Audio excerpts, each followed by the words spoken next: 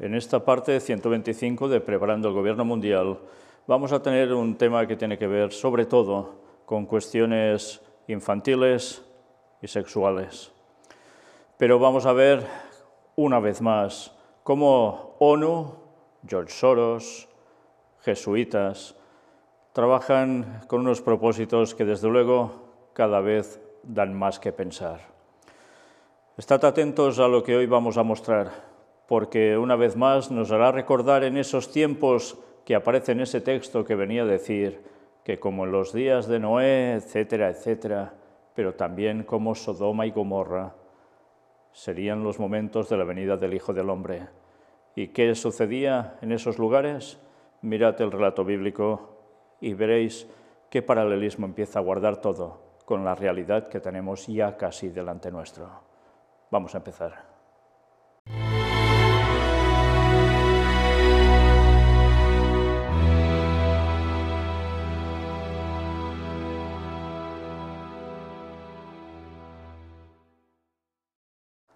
Pues bien, vamos directamente con esto, ONU, niños. Y mirad bien este artículo, ya mostramos algo de este Centro para la Familia y Derechos Humanos de Estados Unidos, que la verdad dio que pensar, y ahora mirad lo que también han sacado a la luz. Es noticia de este 26 de febrero de 2021. Informe de la ONU, los padres bloquean la libertad sexual de los niños. Ya con el titular ya te quedas un poco perplejo, ¿no? Un nuevo informe de la ONU sobre los niños y la privacidad podría sorprender a los padres si alguna vez lo supieran. Producido por un relator especial y publicado por el Consejo de Derechos Humanos de la ONU, el informe explora las fronteras lejanas del sexo. El informe afirma que la expresión sexual es parte del tejido entretejido de la privacidad de los niños. El informe define a los niños como cualquier persona menor de 18 años. Presumiblemente esto incluye a los niños en pañales. El informe afirma que los adolescentes deben poder tomar decisiones sobre su bienestar y su cuerpo y explorar de forma segura y privada su sexualidad a medida que maduran, ya sea en línea o fuera de línea. Sin embargo, explica el informe, los derechos de integridad corporal y autonomía son infringidos por gobiernos, entidades comerciales, proveedores de atención médica y otros profesionales, padres y pares. ¿Cómo se vulneran los derechos de integridad física y autonomía? Negación del aborto, requerir permiso de los padres para el aborto y la anticoncepción, terapia para atracciones sexuales no deseadas y avergonzar, dicen aquí, a la bandarra, sería en catalán. Bueno, también, tal como lo pone aquí, ya lo veis, la puta. El informe insiste en que los niños tienen identidades de género, orientaciones sexuales y expresiones diversas. Una encuesta reciente de la Organización de Encuestas Gallup muestra que más niños creen estas cosas. Las cifras de trans y bi han aumentado sustancialmente en los últimos años. Los defensores dicen que esto es el resultado de una creciente aceptación social. Los críticos dirán que se debe a la propaganda LGBT en los medios y las escuelas. Es posible que los niños anuncien estos cambios bajo la presión de sus compañeros y estén al corriente. El informe denuncia que los niños con estas condiciones están sujetos a una larga lista de consecuencias negativas, desde violencia y discriminación hasta la negación del tratamiento médico y la falta de reconocimiento legal.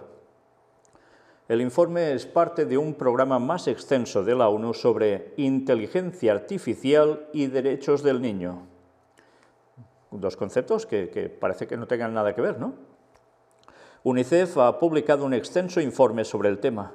Hablar del poder de la coordinación masiva de mensajes y programas que poseen las agencias de la ONU y otros actores. Uno de los puntos fuertes del régimen de derechos humanos es que es universal y se aplica a todos. Sin embargo, hace muchos años, la ONU comenzó a crear un gueto de derechos humanos. En lugar de derechos humanos universales, la ONU ha impulsado derechos que no son universales, ya que se aplican únicamente a mujeres, homosexuales y niños. Ya veis lo que están opinando los que han hecho este artículo. Uno de los tratados de la ONU más universalmente aceptados es la Convención sobre los Derechos del Niño. Casi todos los gobiernos del mundo se han adherido a ella, excepto Estados Unidos. Si bien el presidente Bill Clinton lo firmó en 1995, nunca ha sido votado por el Pleno del Senado de los Estados Unidos. Esto se debe a que la adhesión a los tratados requiere que 2/3 de los votos del Senado a favor y los demócratas nunca han podido reunir tanto apoyo. Los conservadores ven la Convención de los Derechos del Niño como demasiado radical, ya que alega que los niños son portadores de derechos completamente separados de sus padres. Además, exige que los niños reciban información de cualquier tipo, de cualquier fuente. El último informe, publicado por el Consejo de Derechos Humanos, lleva aún más lejos los derechos del niño. El desafío para los padres de todo el mundo es que nunca sabrán sobre este documento ni comprenderán su impacto en sus gobiernos nacionales, que puede ser considerable. Los abogados y jueces, sin embargo, utilizan estos informes para imponer nuevas ideas a los gobiernos nacionales e incluso a los sistemas escolares. Y así se está trabajando. Desde la ONU salen una serie de comunicados que los gobiernos deben ir recogiendo y que tendrán aplicación a nivel escolar también. Pero ya veis hasta qué punto el tema sexual, que los niños, en definitiva, hagan lo que quieran, subiendo en su plan sexual al que sea, y esto es un derecho total. Por tanto, esto puede marcar muchas pautas, hasta el punto que, claro, los niños tienen todos sus derechos sexuales. Por tanto, como niños, ¿podrían llegar a mantener relaciones sexuales con adultos? Da que pensar, ¿eh? Bueno, mirad esto otro. Las demandas de las Naciones Unidas para que los padres respeten la libertad sexual de sus hijos. El impulso hacia la pedofilia convencional se intensifica. Era noticia del 5 de marzo. Las Naciones Unidas están emitiendo una directiva para los padres de todo el mundo que deben respetar la libertad sexual de sus hijos pequeños. El Centro para la Familia y los Derechos Humanos está arrojando luz sobre un informe de la ONU que afirma que la expresión sexual es parte del tejido entretejido de la privacidad de los niños. Mirad cómo aquí apunta el artículo que hemos visto y desglosa algo más. El informe continúa afirmando que los adolescentes deben poder tomar decisiones sobre su bienestar y su cuerpo y explorar de manera segura y privada su sexualidad a medida que maduran, ya sea en línea o fuera de línea, y afirma que los gobiernos, las entidades comerciales, proveedores de atención médica y otros profesionales, padres y compañeros, están violando el derecho de los niños a la libertad sexual. La ONU quiere que los niños sean inyectados con medicamentos, incluido el control de la natalidad, llevados a la clínica de aborto sin notificación a los padres y que se les niegue la terapia para la disforia de género. Tampoco quieren que se avergüence a los niños si se involucran en comportamientos sexuales peligrosos con múltiples parejas. Big League Politics ha informado ampliamente sobre la ONU impulsando una agenda de extrema izquierda para poner a los niños en peligro. Ya veis que al final todo se está resumiendo en que parecen conceptos, unos de izquierda y otros de derecha. Y aquí nos muestran una serie de conceptos. Las Naciones Unidas se mantienen firmes en lo que respecta a la proliferación de abortos en todo el mundo, ya que impulsaron una medida a favor de la salud sexual y reproductiva que respaldaba tácitamente el aborto. La embajadora irlandesa Geraldine Byrne-Nyson examinó un documento durante la Comisión de la Condición Jurídica y Social de la Mujer en marzo para garantizar el acceso universal a los servicios de salud sexual y reproductiva para las mujeres en los Estados miembros. Fue forzado a pesar de que varios delegados se sintieron intimidados y acosados por la agenda izquierdista del organismo globalista. Ya veis que ya tildan automáticamente a la ONU de esto, ¿eh? Esto no es aceptable, dijo el delegado de Bahrein, Mohamed Al-Faris. Instamos a una disculpa formal de la Comisión. No escucho objeciones, así está decidido, dijo el embajador irlandés, ignorando por completo el comentario y presionando hacia adelante. Nunca había visto algo como esto, dijo un experto anónimo de la ONU a National Review sobre los procedimientos y agregó que Nason es una fanática del aborto que claramente ha dedicado su vida y su trabajo a promover la agenda del aborto en la ONU. Antiguamente este tipo de medidas debían ser unánimes o serían presentadas o rechazadas. Ese ya no es el caso de feministas como Nason en la silla de montar, ya que ella y sus cohortes están dedicadas a impulsar la agenda del aborto independientemente de cualquier oposición. Por tanto, lo que nos vienen a mostrar aquí es que si alguien dice que esto no, pues ni se considera. Bueno, la verdad es que si esto funciona así, da que pensar. Pero ya estamos viendo que todo tiene que ver con cuestión sexual en el fondo. Pero aún nos dicen algo más. Aunque Estados Unidos no era miembro de la Comisión, participamos plenamente en las negociaciones. Participamos plenamente en las negociaciones en torno a la medida y lamentamos decir que no se tuvieron en cuenta las opiniones claras de muchas delegaciones. Embajador de Estados Unidos para la gestión de la ONU y reforma, Cheryl Norman Challet, dijo en un comunicado. Challet separó partes de la medida que retienen términos y conceptos que siguen siendo controvertidos o poco claros, en particular salud sexual y reproductiva, servicios de atención médica y servicios de salud, que cree que han adquirido connotaciones que promueven el aborto e intento de crear un derecho reclamado al aborto.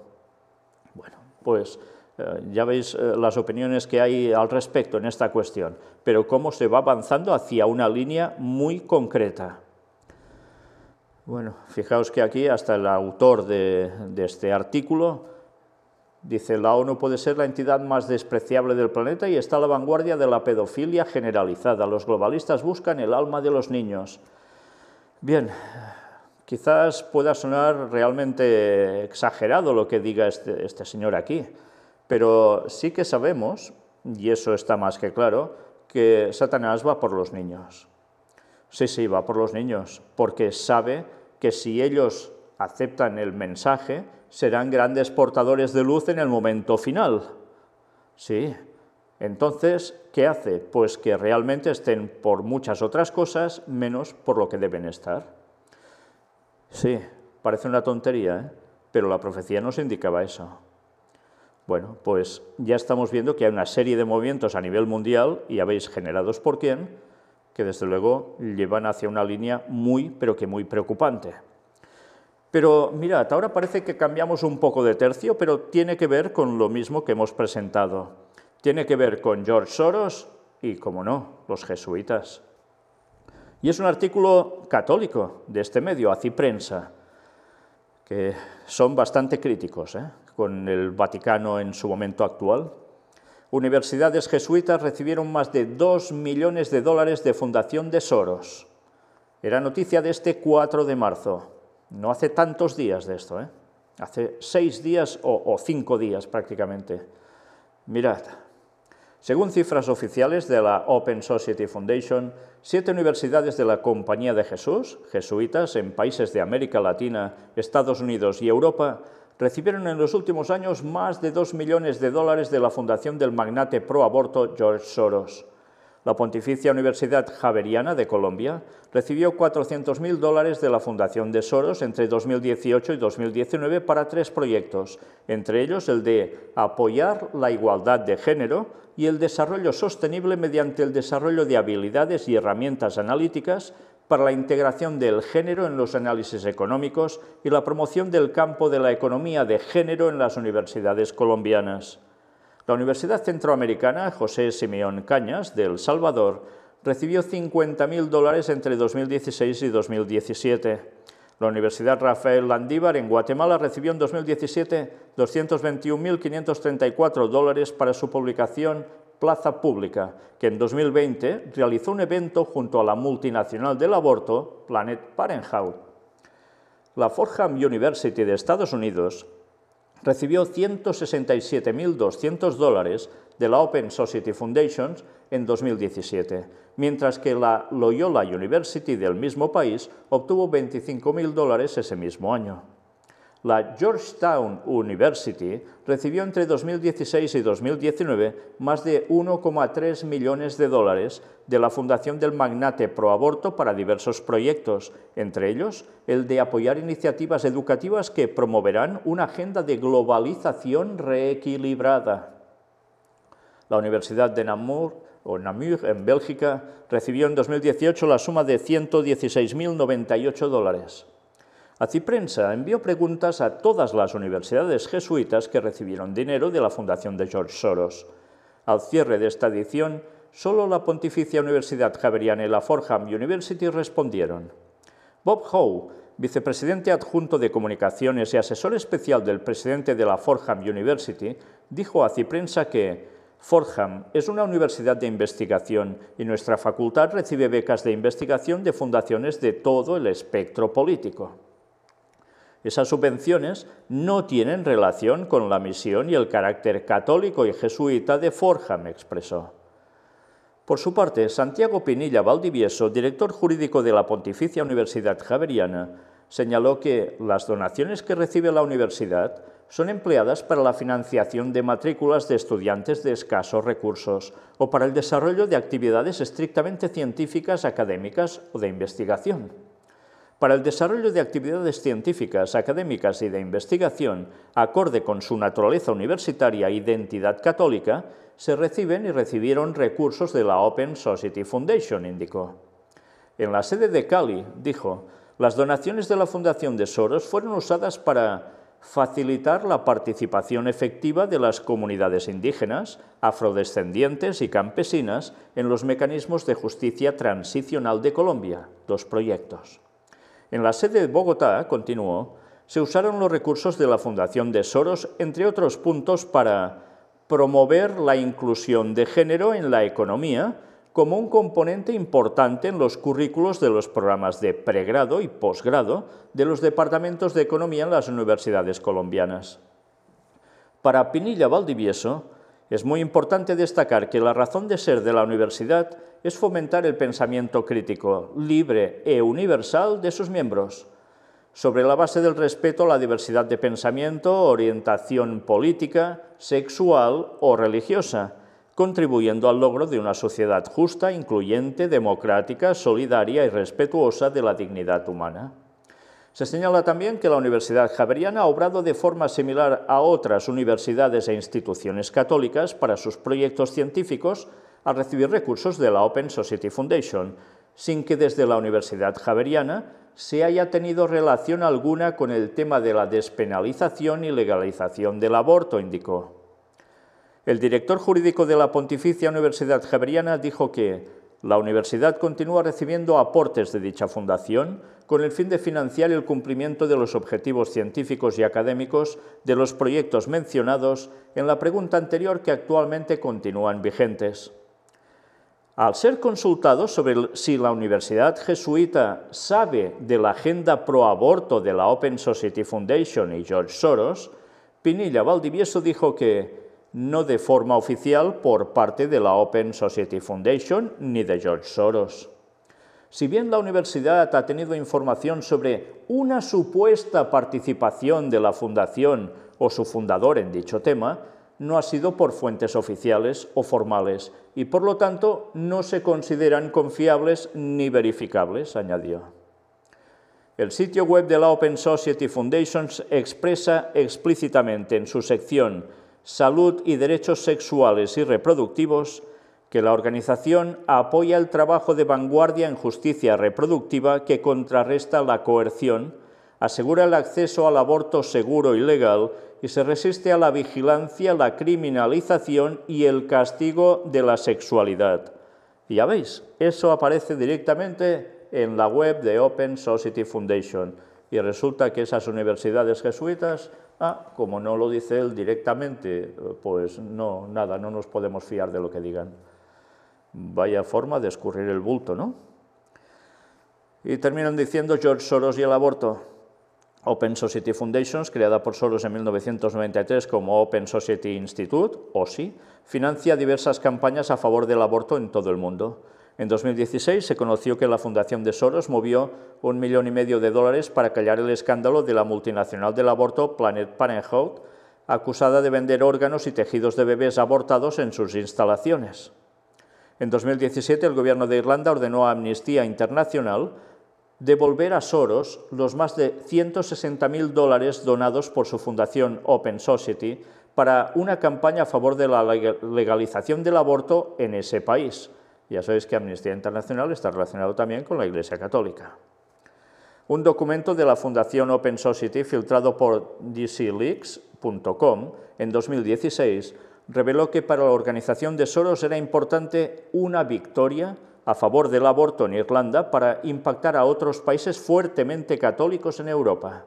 La revista de economía Forbes calcula la riqueza de George Soros en 8,3 mil millones de dólares. El presupuesto de la Open Society Foundations para 2020 fue de 1,2 mil millones de dólares. Bien, pues ya veis, evidentemente jesuitas beneficiándose de alguien que evidentemente ya hemos comprobado de sobras a través de estos años cómo se mueve en los ámbitos vaticanos. Y ya vimos cómo hizo su fortuna también y tantas cosas más, ¿no? Bueno, pues ya veis, ante toda esta cuestión, escurren el bulto.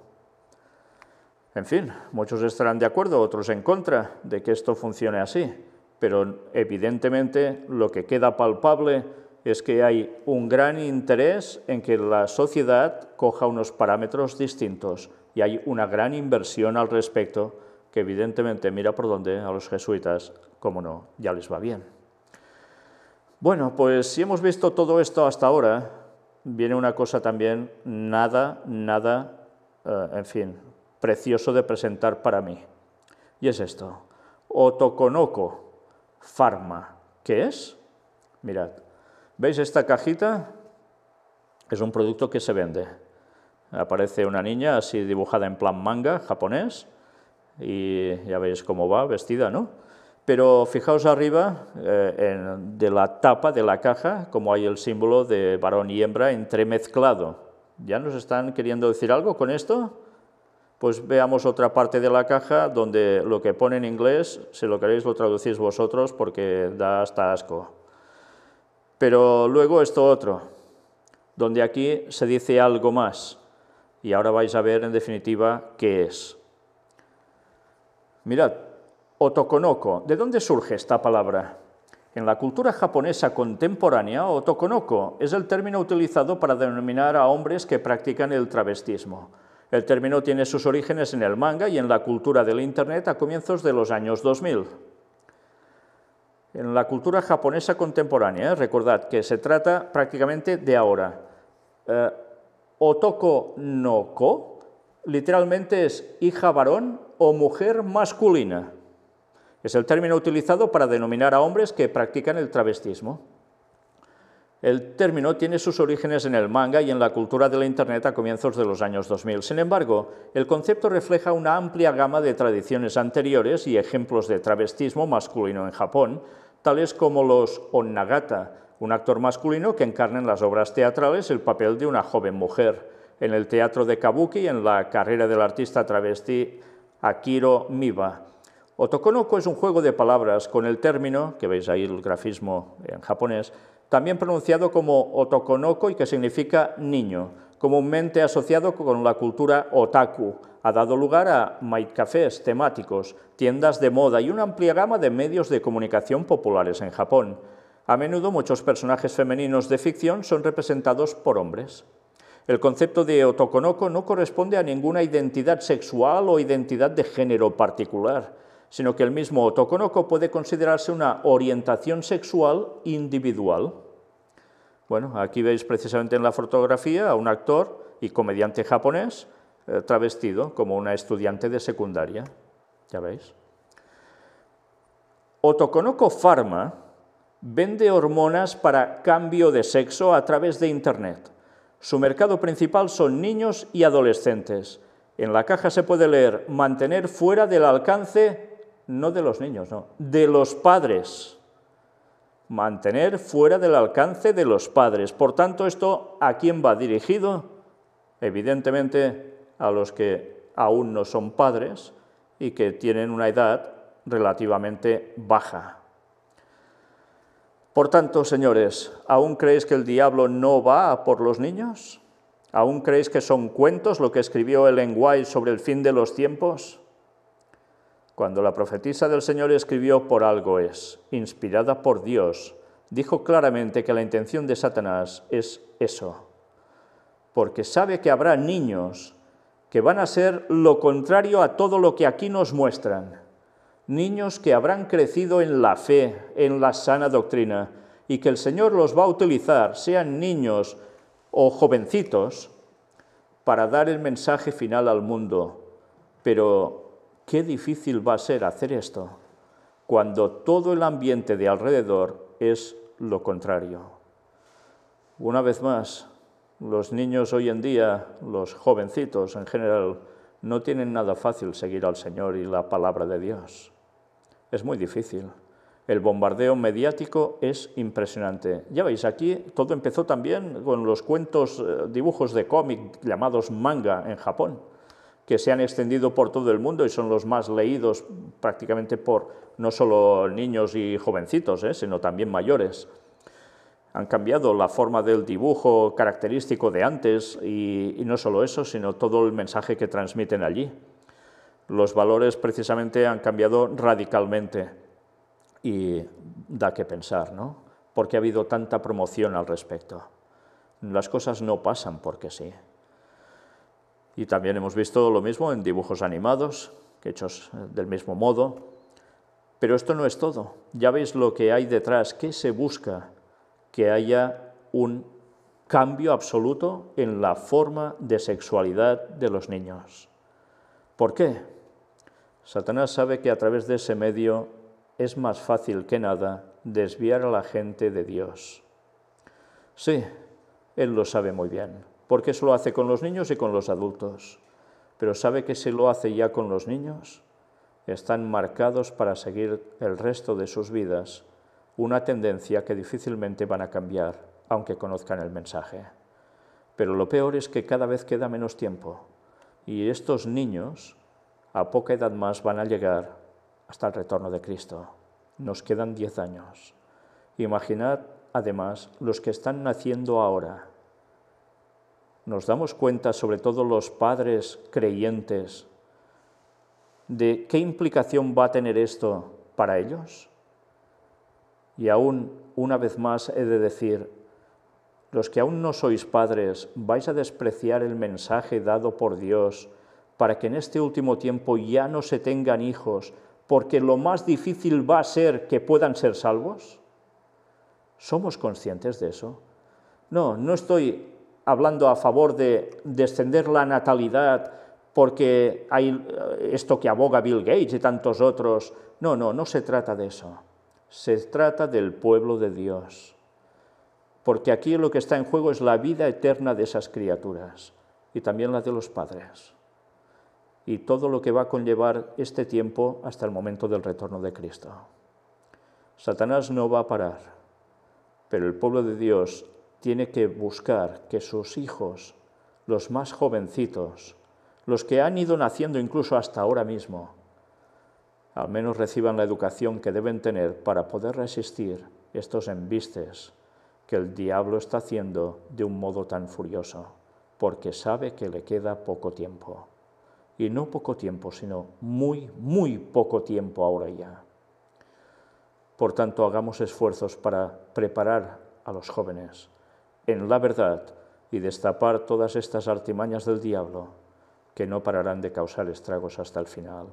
Y una vez más recordemos, el relato de Lot en Sodoma y Gomorra no está en la Biblia para adorno, no está escrito como un mito o una historia inventada, fue una realidad.